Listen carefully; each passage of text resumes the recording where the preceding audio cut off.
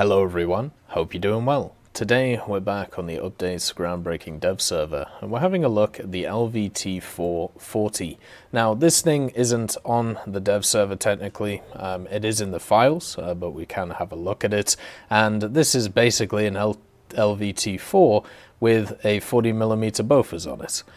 This was something that was made post-war by France and used actually a little bit, and at least in game could be quite a devastating machine because of the fact that that 40mm is incredibly strong. So the actual LVT itself does have, as you can see, a little bit of changes to it. This model looks also completely done, by the way. Like, this one's ready to ship, unlike the PT. But when it comes to its armor, it has some extra stuff on the front, some 6.35mm plates. It also has some 6.35 on the side as well, and a little bit on the back. So if we take off the externals, you can see that there is still that 6.35 there underneath as well, to try and keep it alive. But the armor is not crazy, right? It's still not very good, it's not very strong, it's just a little bit of extra compared to the standard LVT. The 50 cals are removed from the back, but it still has a crew of 5. You have the machine gunner and driver in the front, and then also a commander, gunner, and a loader in the back to keep that 40mm firing. The 40mm is the standard Bofors L60. You'll find this on stuff like the MX-13 DCA, has an incredibly good fire rate, never really runs out of ammo, and has a really good reload as well. It's also got a pair of 50 cals on it, the 12.7 M2HBs, so that'll give it an extra little bit of firepower. Not too much though, but I suppose if you use this thing as an AA, it'll be a nice little addition. It's powered by a 221 horsepower engine and also can go forwards 40 kilometers and 4.8 kilometers an hour backwards as well. So I suppose that's kind of nice for it. It should be amphibious. It is an amphibious craft after all, so that would make a lot of sense. When it comes to the 40mm itself, it does have access to the APT, which pens 72, 55, 28, so at 2.3 it should be able to decimate light tanks, but not really deal with some of the heavy hitters. You know, you got stuff like the B1 BIS around that BR, and also other machines like the M4 105, which are very tanky, so it won't be great at killing vehicles, but there'll still be some that it can be able to deal with. It also has a rotation of 20 degrees per second, which is nice, a really good elevation as well, so this can also be used as an AA. It is labeled as a light tank, weirdly enough, so it does get access to scouting, even though it is absolutely massive, and it does also get artillery, so that is something which is available as well, which is lovely to see. Crew replenishment and all of the other stuff is there. It does have a cost of 700 GE right now, but remember, just because it has a GE cost doesn't necessarily mean that it will be one of the vehicles that is just a standard premium. This could easily be a battle pass vehicle or an operation vehicle. My guess is it's a battle pass one. We'll probably get a battle pass based around some amphibious stuff, since both the vehicles from ground we've seen are amphibious vehicles. Then it also has access to a ton of different skins, which are always nice to see. You know, for me personally, camouflages are always beautiful when to look at, so that's really nice. And it just looks a hell of a lot better than the PT, just because of the fact that it just looks fully modeled. Like, this is like a HD version of the machine. This is raring and ready to go, and it even has the little angle down to the front, probably because of the extra weight. So when it comes to this machine, what are we really looking for from it?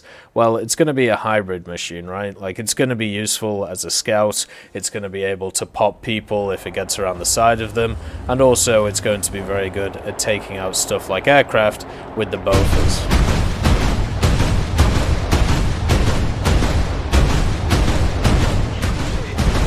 Like, it's going to be good at dealing with that stuff. It's going to be useful taking out lighter targets, so maybe if you get to the side of certain vehicles with the Bofors, you'll be able to, you know, annihilate stuff. Obviously, you know, against stuff like Panzer IIs, it's pretty easy to take out. It's got a decent fire rate on it. Against stuff like Panzer IVs, you can even pen them through the front. So, you know, you'll be able to do a ton of damage to them as well. And the fire rate is just consistent when it comes to the Bofors overall, and you'll be able to do quite a lot. The 50 cals are set to the secondary button, so you can see there, that's where they are. Being an LVT with some extra weight, its mobility is not going to be the best, and only with -3 gun depression, that's a little bit rough, but you expect that from a vehicle like this. You can see it is amphibious, but it sits very low in the water, probably because it's so heavy. But it does actually have pretty decent traverse around the place, which is quite nice to see. So that's pretty awesome in my opinion. I'm happy with its maneuverability. You can also see the French guys are fully modeled in this. Even the guy sat there being very displeased with having to load the gun. And with these two sat here as well, you know, firing everything. Everything is fully modeled. Whoop. And you can also see the gigantic machine that is this vehicle. It's absolutely huge compared to some of the other ones that you will see around the place. For me, I'm happy to see this thing because it actually has a really cool history behind it, which I'll go into in a separate video. And it also gives another option for either AA or scouting for the French at the lower tiers. The lower tiers for France used to struggle quite a lot at rank 2, but now it's quite a powerhouse. You know, you have the Stuarts, you have, you know, the Shermans, you have the B1 Bis, you have the Crusader, you have a ton of stuff which make it super fun to play. So I'm not too worried about it anymore, and with extra additions such as this thing, it just means that you have more things that you can use, more things to try out and have a bit of fun with. I'm hoping that this is just a standard vehicle, but I highly doubt it. It's too weird and unique enough to actually, you know, be one of those vehicles which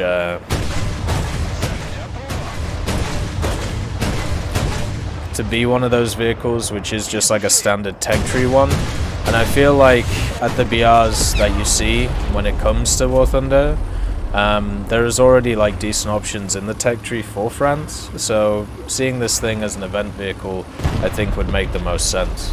I'm also still waiting on the LVT with the howitzer on it. That still hasn't really made it to the game, which is kind of surprising. I thought it would at some point, but I'm guessing we're still waiting on that one. It would be really, really awesome to see. It might already be in-game, I'm just forgetting about it as well, because that happens as well when it comes to my memory. Turns out, when there's like nearly 2,000, or there are 2,000 vehicles in War Thunder, sometimes you lose track of different things.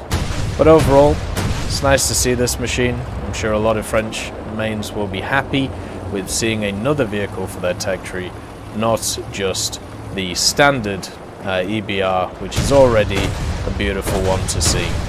I hope you all have a wonderful day, and I'll see you next time.